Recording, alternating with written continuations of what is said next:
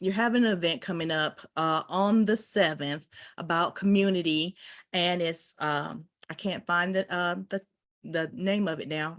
I hate when that happens. CICE, or I'm sorry, Conscious Oh, Growth Pathways, how to make a community connected experience.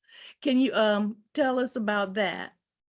yes. I have spent a lot of time in psychology and sociology and DIB, and I've learned, you know, everything is an experience and it's triggered by the mind of how you're navigating. So if you are an event organizer, what's going to make your marketing effective, what's going to drive people to buy tickets to either travel or get involved for the virtual event is if you sow a seed of this is relevant to me and I need it now. It's like JG Wentworth is my money, I need it now. Like I need that same kind of emphasis with the event, but how do you create that is the micro experiences. And that could be the certain type of speakers you bring because they bring a certain community, they bring a certain energy or vibe that you want to convey. And just by proxy, them being a part of it creates an experience people want to have. If you're new to the space and you're trying to drive these things forward, how do we meet at the intersection? But it's not enough to just educate. We're in the world now, people want to be entertained. But on top of that, too, and it's my four E's is experience, entertainment, education, and empowerment. People want to leave empowered to do something. Can you guarantee that when they pay their money for that ticket and they go through the whole day with you, that by the end of that day, they're not just educated, they're empowered to take action. They've had an experience worth coming back to next year and refer and tell their friends and the coworkers and the community about it.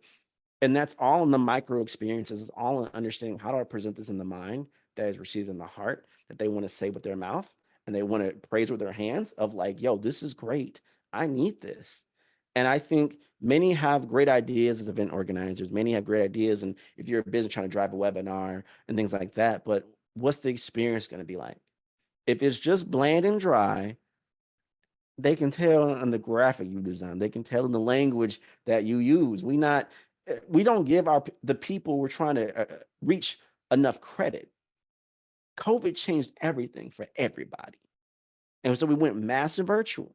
So we've gotten really good at virtual. We got really good at how we're going to be, how we're going to talk, when we're going to talk, if we're going to talk, if it's a one-way situation or not, if we're in different groups and breakout sessions, we come back. We're all in this routine. And so if there are those who are going to be successful from a virtual sense, you got to break the routine.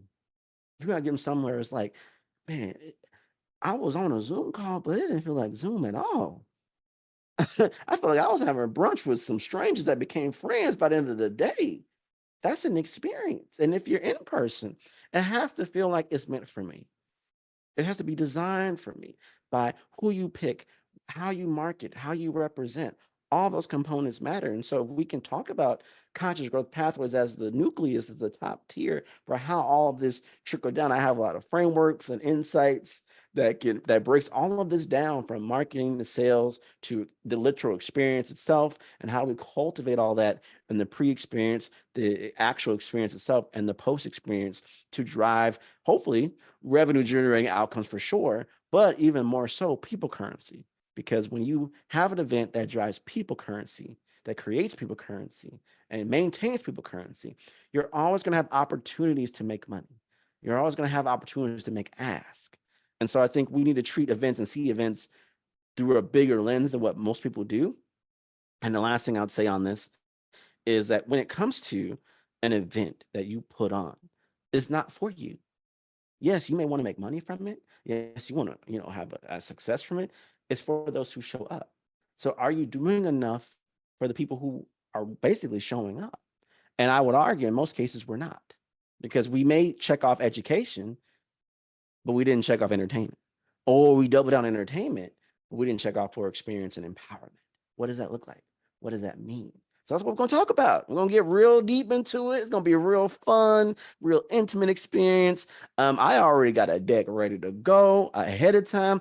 I got references and links to my book that ties directly to it. And I have real life experience. So it ain't somebody who just been observing. I've been both on the back end side and work with bigger brands who have put on events. I've also been on the front ends, on the front lines as an MC, as a marketer, as a strategist, or a media interviewer on the front end of it. And I've also been on the middle ground side where I'm managing the marketing, the campaigns, trying to help bring in speakers. So I have a good experience in all three phases of it and how you can utilize it as a brand, as a business, a small business entrepreneur, and event organizer as well. So I'm excited. I'm excited. I'm here. I'm ready to go. Okay.